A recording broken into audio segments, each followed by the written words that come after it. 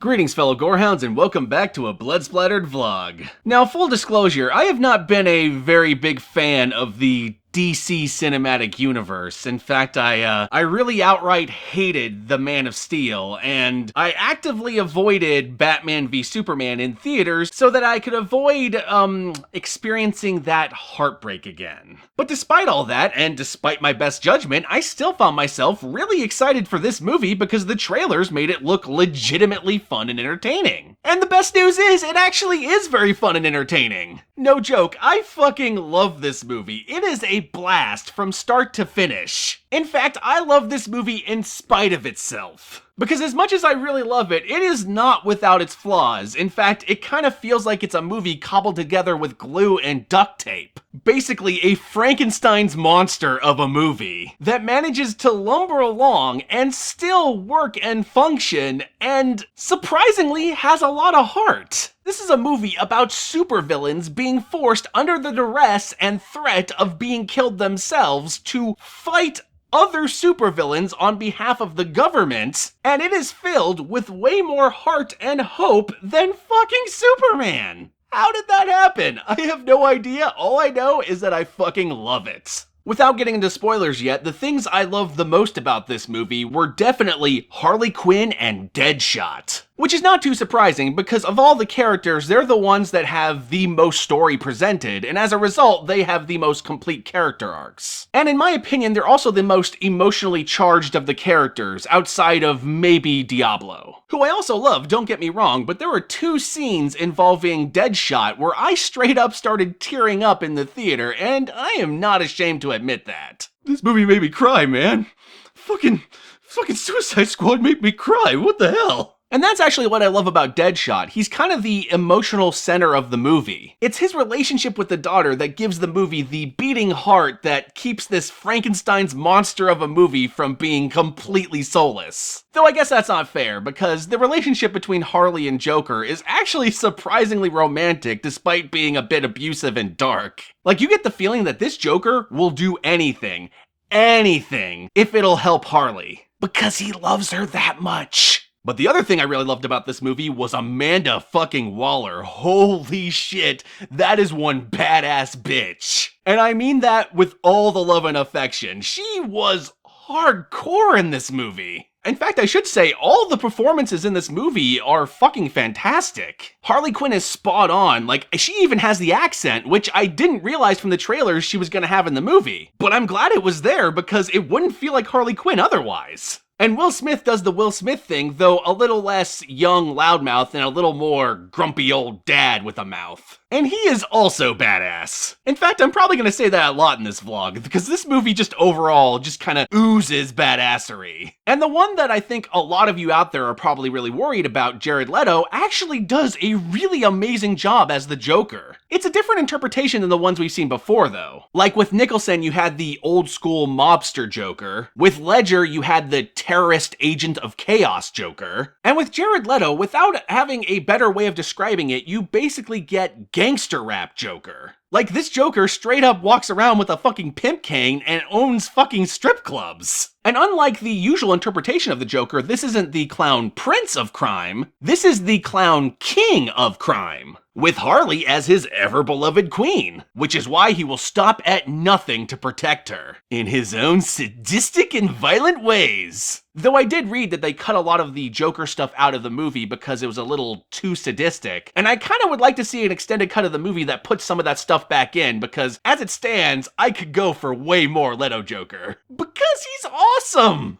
Another thing I really like about this movie is kind of hard to describe, so bear with me for a moment. I've heard a lot of people comparing this movie to Guardians of the Galaxy, which is actually a very apt comparison for the most part. Both movies are about a band of criminals that, due to the circumstances, are forced to work together against an entity with a god complex, and in the process end up saving the world. And while that's all true, the main point of comparison I see people making is in the way the music is used in both movies. And to that, I actually disagree. In Guardians of the Galaxy, it's kind of Tarantino-esque. You have these kind of upbeat pop songs playing while the Guardians are battling the forces of evil. It's an ironic dissonance that really works. And while the music in Suicide Squad is used ironically sometimes, for the most part, it's used way more like in a Martin Scorsese film. Like how in Goodfellas you have these montages with the Rolling Stones playing, with the thing tying the montages together being the music choices, because they set the mood for how we're supposed to take all these scenes in the montage. This movie uses the music in that way. I mean, it's a little poor man Scorsese, but it still works. Though the one negative side to that would be that there are chunks of the movie that do kind of feel like glorified music videos. And I feel like that is a result of the movie being a little over-bloated to the point where they kind of had to condense things just to keep the story moving along at a brisk pace. Anyway, Suicide Squad, much like the characters themselves, is really rough around the edges and kind of a mix-matched pairing of ideas that only barely work together. But it does work, and it is extremely satisfying, and I had a really good time at the movies watching this. And now, without further ado, let us move on to the spoilers.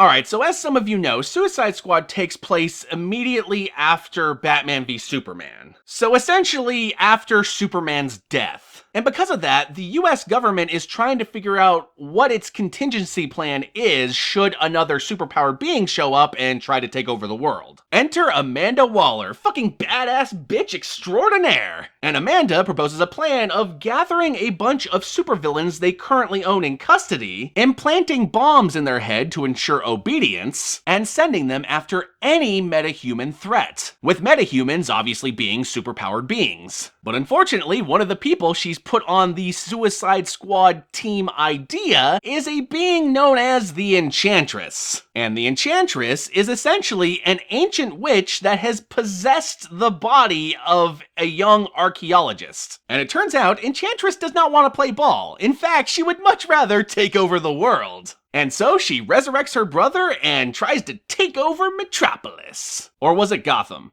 I honestly don't know which city it was supposed to be. Oh well, I'll put the city right here, whatever it was, if I could find the answer in post. And of course, this means it's time to call in the Suicide Squad. Now, while all this is going on, there's also a subplot involving the Joker. Because you see, at the beginning of the movie, they established that Harley Quinn was taken to jail by Batman, and now Joker's on a fucking rampage to try to get her back. Now, that is the main plot and the B plot, and those two alone would have made a really solid, awesome, fun action movie. But the problem is, this movie is kind of like The Avengers if they didn't have the previous movies establishing the characters first. So as a result, imagine if the Avengers, instead of having Thor or Iron Man, squished in their origin stories in the first half of Avengers. Naturally, that would mean the main plot would get squished into the second half and be a tad bit rushed. And that's basically what happens here, because the movie is juggling so many new characters that it has to introduce to the audience for the first time. Because remember, not even Harley Quinn has been introduced to the general movie-going public yet. This is her first movie. So as a result, the movie goes into the backstory of Deadshot, the backstory of Harley Quinn and Joker, the backstory of Diablo, and there's even this romance subplot involving Rick Flag and the Enchantress. So as you can see, there's almost too much going on in this movie. It's a little too bloated, and I feel like one or two subplots probably could have been dropped for the sake of pacing and just giving other plots room to breathe.